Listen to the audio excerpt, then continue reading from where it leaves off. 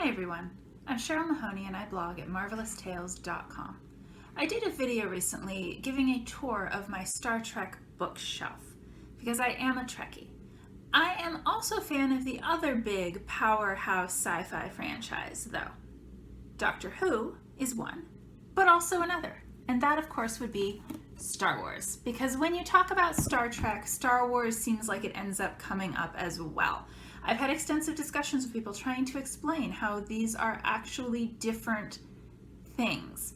But I will trust that if you have come here to watch a review relating to Star Wars, you probably already know that. Although mostly it's in the second word. So today though, I thought I would talk about what I have been rereading recently, and that is the Thrawn Trilogy by Timothy Zahn. That starts with Heir to the Empire, followed by Dark Force Rising, and then ultimately The Last Command. So I have been doing these actually on audiobook. You see I own them in nice hardbacks and they are on my shelf and have been for years. I read them, oh Lord, I think I was in elementary school the first time I read at least Heir to the Empire. I think it took me a little longer to find the other two. But I've been rereading them recently. I just started The Last Command, in fact, so I haven't quite finished the trilogy, but I've been enjoying visiting it again, especially as this is the first time I revisited them since episodes 7, 8, and 9 came out. So if you are not familiar with the Thrawn Trilogy, these are probably, I think, the landmark books in the Star Wars extended universe. I'm really glad that my copies are old enough that they do not say Star Wars Legends, because when they talk about how they threw out the expanded universe and it doesn't apply anymore and the books are no longer canon, these are some of the books they're talking about. And it makes me sad because they are so good. I like the new movies pretty well. I mean, there are pros and cons, there are things I would have changed. That is a different review. On the whole, I like them, but I still spent a lot of The Force Awakens saying to myself silently, I was in a movie theater, it's a parallel universe. It's a parallel universe. Because to me, this is really what happened after Return of the Jedi. The Thrawn Trilogy, they are called that because, let's see, he's really tiny on this cover. He's really tiny on every cover. Oh well, if you can see him, there's a guy with blue skin and glowing red eyes. That is Grand Admiral Thrawn. That is who the trilogy is named after. They pick up, the first one is 5 years after the end of Return of the Jedi. And I noticed, particularly rereading this, how quickly it becomes apparent that everything in the galaxy is how it should be. That doesn't mean everything is going really great for everyone.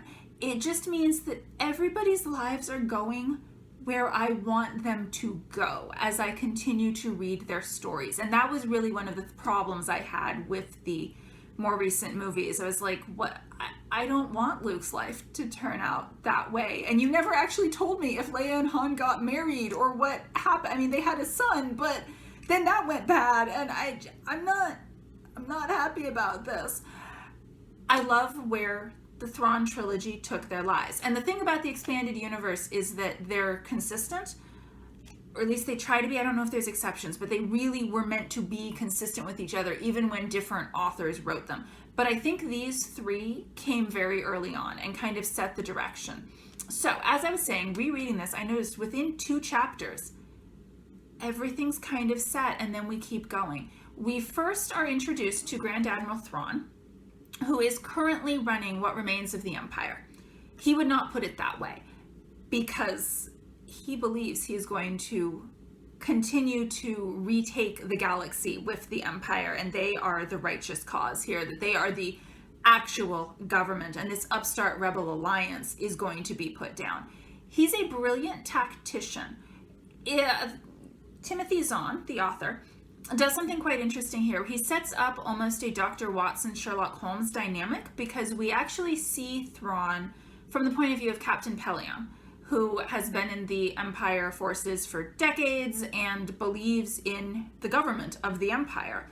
And he describes Thrawn for us. We see Thrawn in his point of view, and he kind of plays Dr. Watson to Thrawn's Sherlock Holmes, because Thrawn is a really brilliant tactician. As I said, he comes up with incredibly elaborate plots. He anticipates what his enemies will do and then is correct, and he's able to use that and manipulate that.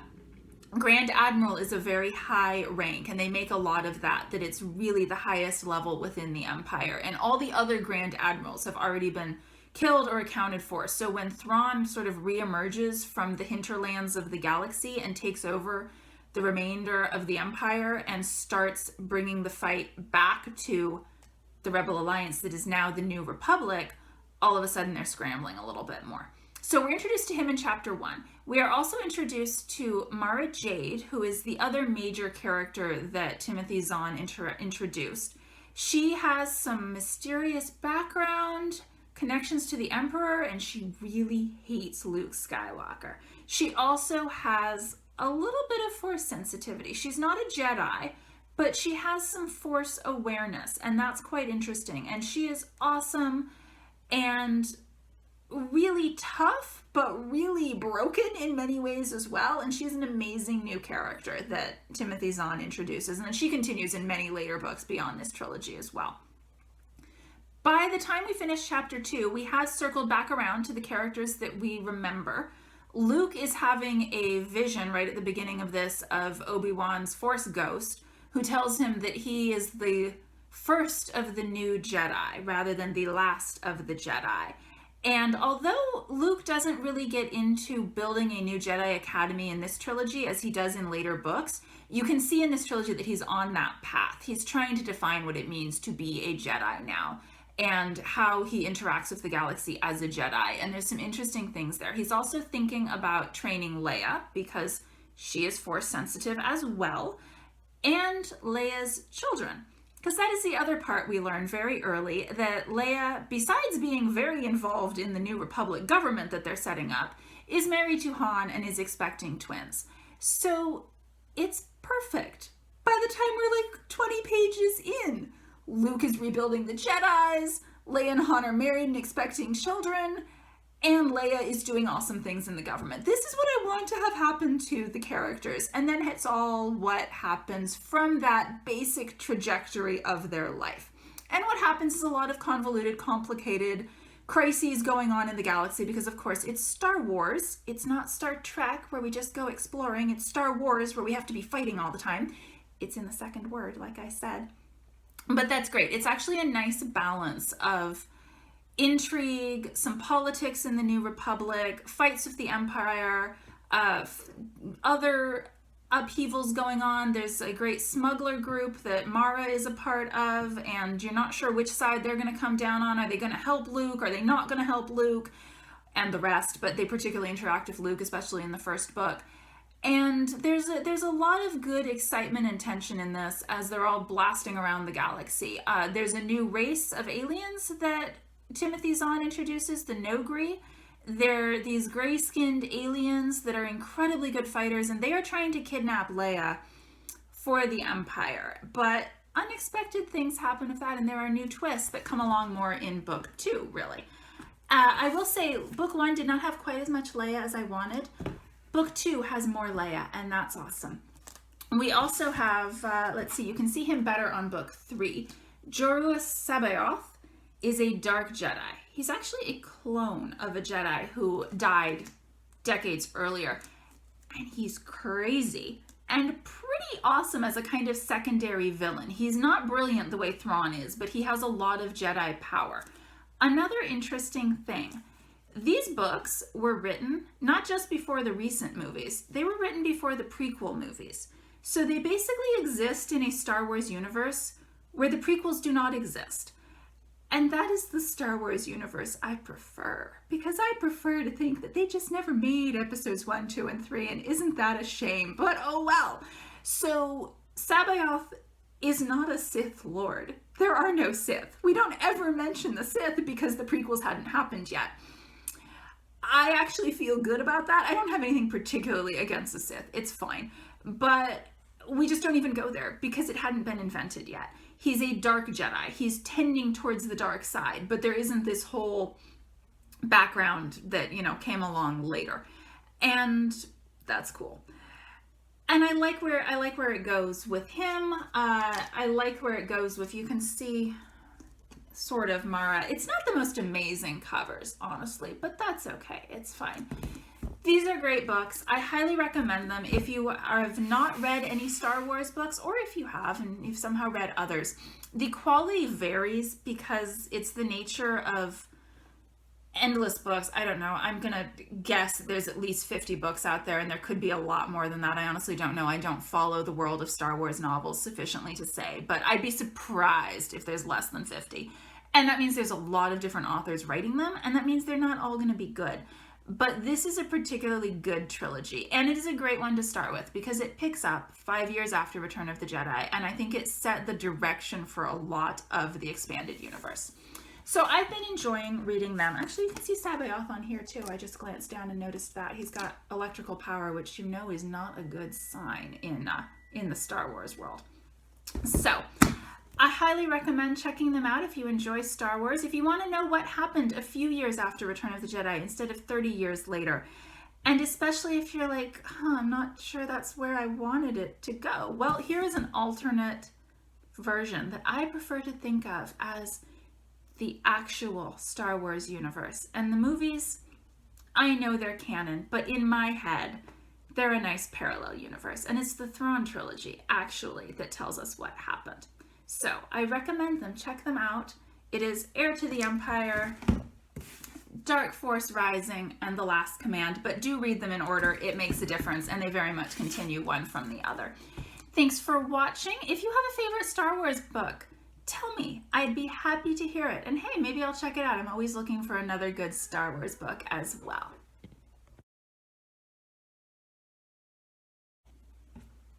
Surprise, I'm back because I reviewed the video and I realized I completely forgot to talk about the audiobook. Same shirt, it's still the same day, but I lost the daylight, so the lighting is a little bit different for this bit.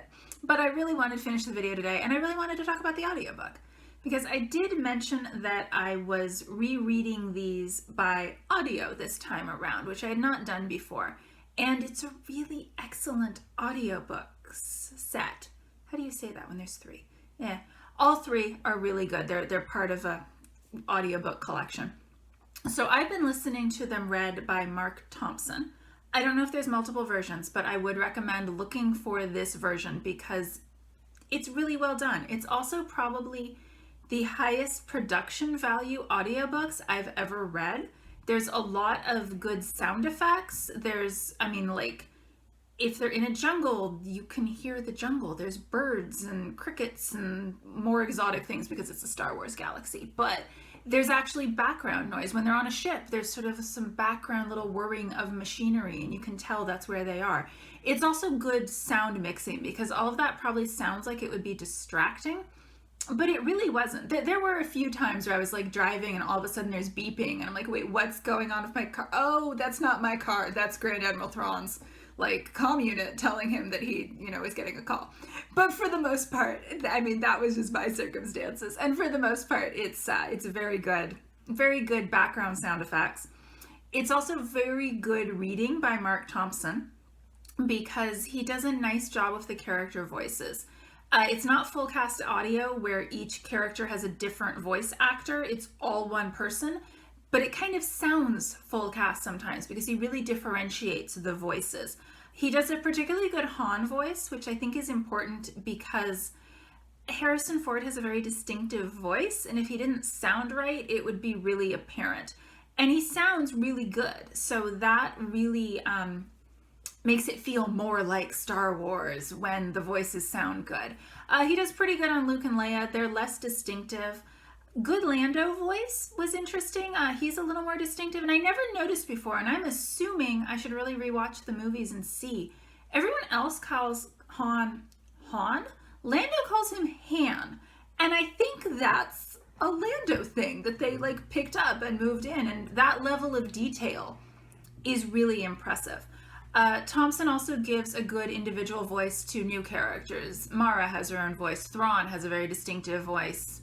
They all sound different from each other, and that's impressive for a book reader to be doing. So I really enjoyed that. And then they do some interesting sound effects of some of the characters too, like 3PO. When he talks, he's got like all the little whirring and machinery and stuff going on that, is how 3PO sounds. I'm sure that was, besides putting some sound effects, I think they must have done some voice distortion on whatever Mark Thompson was actually reading, but it sounds like 3PO, and that's really cool. Chewbacca is interesting too. I'm mixing up the names. Zahn, I really think there's a connection between those two names, but that's just a theory. Zahn never tries to like write out Chewbacca's roaring, and I think that's standard for any of the Star Wars books. He'll just say something like, Chewie roared an affirmative. So in the audiobook, they'll put in Chewie's roar in between or as Thompson is reading that. And that's nice too. I enjoy that little extra piece. Sometimes there's even background music, and you will recognize the background music. Usually it's when something exciting is happening or Luke is striding through with his lightsaber, that kind of thing. And it's very much recognizable Star Wars music. So it just really brings that Star Wars experience. It's not a movie, it's an audiobook, but it brings a little bit of that movie feel into the book, and I enjoyed that a lot. So very good, well done audiobooks. Also, it's kind of fun. It tells me how to pronounce things. Sabaoth, I would have had no idea how to pronounce that just from looking at the word on the page. So I kind of enjoy that aspect of doing it on audio. So if you were thinking about checking the books out, think about checking them out on audiobook if you like audio, because they're really excellent that way, but they're really excellent anyway. So whichever way, you're not really going to go wrong with it. So thanks again for watching. Thanks for watching my little addendum here, and find me at marvelous.tales.com, where I blog about books, sometimes Star Wars, and sometimes audiobooks.